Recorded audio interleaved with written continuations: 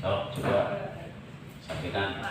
Jadi begini Pak, jika ada perempuan yang melahirkan anaknya sore sebelum maghrib dan itu belum terkena ghurubus syamsi, apa anak itu dihukumi zakat? Oh iya, salah baca. Anak itu lahir itu jam 3 lah, jam 3 sore. 15. Ya 15. 15.00 WIB. Iya. Ini sebagian burut barat. Terus Ya. meninggal pada sebelumnya ghurubus syamsi, apakah anak tersebut dizakati zakat fitrah? Jadi zakat fitrah bagi yang ibu. Kalau yang sudah meninggal itu tidak diwajibkan zakat. Tidak masuk syarat. Jadi orang-orang yang sudah tiada itu sudah tidak perlu zakat. Zakat itu kan mulai terbit fajar hingga terbenam matahari di akhir bulan Ramadan, benar. Jadi itu waktu pembayaran zakat yang dalam mekanisme pembayaran zakat itu sebenarnya dari awal Ramadan sudah ada ulama yang berpendapat bahwa boleh kita mengeluarkan zakat di awal bulan, di tengah bulan, dan di akhir bulan. Nah, yang diutamakan itu membayar zakat itu adalah di akhir bulan. Nah, tadi bagaimana kalau ada seorang, katakanlah kembali bahwa zakat fitrah itu kan semuanya diwajibkan bagi tiap-tiap muslim, baik laki maupun perempuan, kecil besarnya kan. Nah, kalau tadi bayi, bagaimana kalau meninggal sebelum bersama jam 15? Nah, ini kan persoalannya zakat itu kan untuk orang yang hidup, bukan ya. Jadi kalau yang sudah meninggal dunia itu sudah tidak dikenakan kewajiban bayar zakat, karena zakat itu hanya untuk yang hidup. Itu. Jadi ada awal bulan, akhir tengah bulan dan akhir. Yang paling afdol membayar zakat itu adalah di akhir bulan, mulai terbit fajar hingga terbenam matahari. Tapi pembayarannya itu di yang afdolnya itu di akhir, tapi di ghurubus syams, di ghurubus syams, di terbenamnya matahari. Siap. Jos. Bebas saja langsung apa yang mau diutarakan. Gimana Pak? Gimana menghadapi orang yang ini Pak? Hal goib Pak?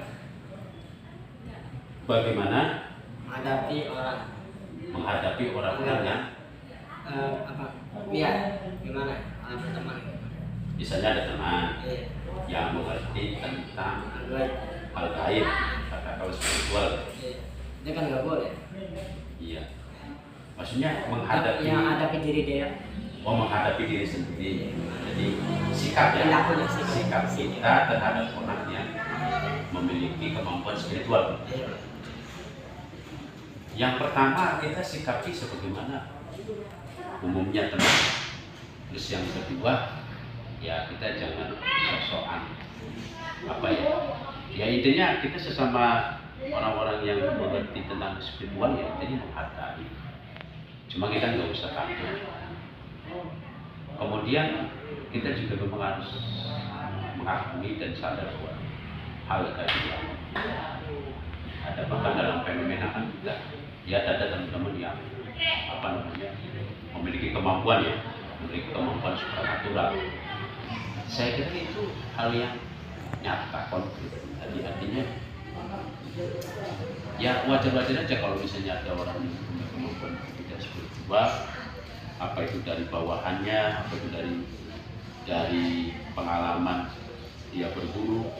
Cuma ketika ditanyakan sikap kita terhadap mereka itu seperti apa, ya saya kira biasa-biasa aja, itu nggak usah takut juga.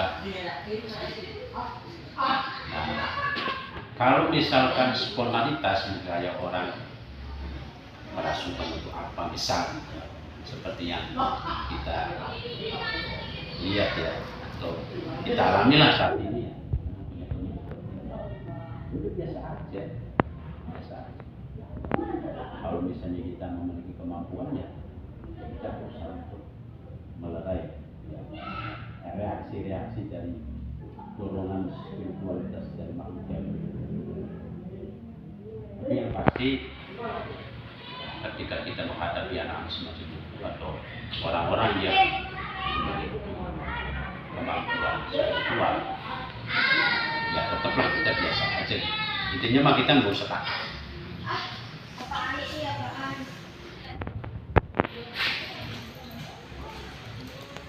Iya, jadi sekarang kan musim hujan, musim cuaca, jadi banyak kan sekolah aktif lah, sekolah aktif.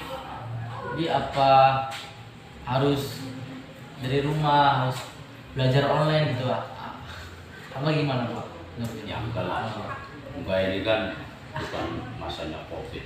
COVID-19 itu sudah berlalu dari 2021 ya, atau 2021 akhir. Sudah lewat itu, jadi sekali itu masih bisa kita kembali ke mata.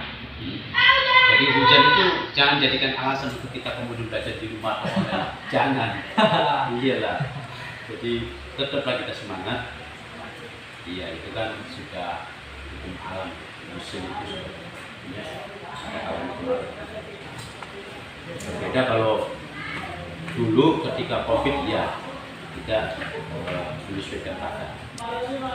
Karena mungkin kalau kita campur karena ya memang situasinya tidak memungkinkan jelas takut tertular lah ini dan sebagainya.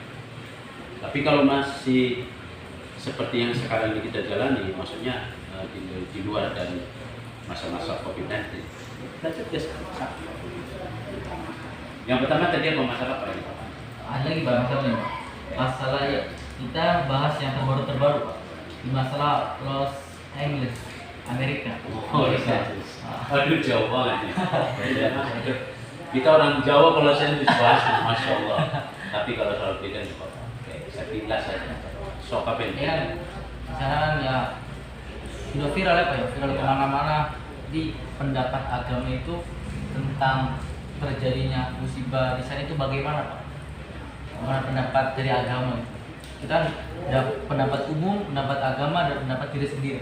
Oke, kalau pendapat umum, saya kira itu satu musibah.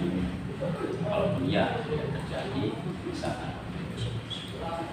Yang kedua, secara umum orang menilai bahwa itu satu pelajaran bagi mereka yang berada di katakanlah negara-negara yang ada kadang-kadang mereka itu lebih cenderung menunjukkan arogansinya, kesombongannya, karena keadidayaannya sehingga potensi sombong. Nah, sehingga wajar kalau kemudian Allah memberi peringatan kepada mereka, memberi pelajaran kepada mereka supaya mereka sadar. Jadi alhasil apa yang terjadi di Los Angeles itu adalah musibah yang bisa dijadikan pelajaran bagi mereka, khususnya bagi mereka yang merasa apa ya? Ya merasa sombong, karena ini sebagai negara hidayah, ya wajar lah bisa diberikan. Itu menurut umum ya dari sisi satu pelajaran, satu musibah peringatan untuk mereka yang merasa adidaya, merasa kuat, merasa sopan lah. Terus menurut diri pribadi, kalau kita menilai Los Angeles terjadi suatu musibah semacam itu yang sekarang apa namanya viral ya, lagi viral.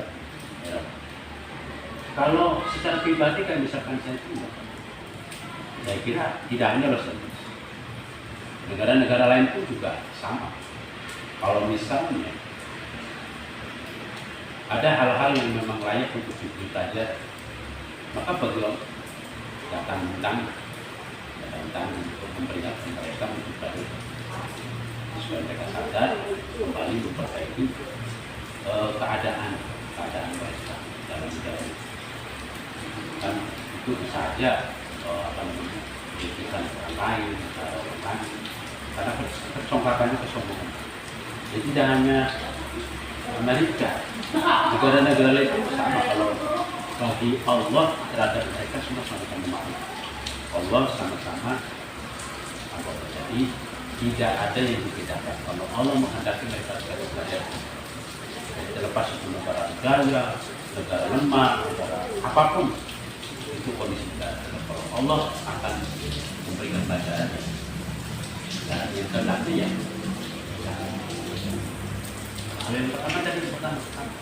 Zakat fitrah. Enggak, sebelum zakat fitrah.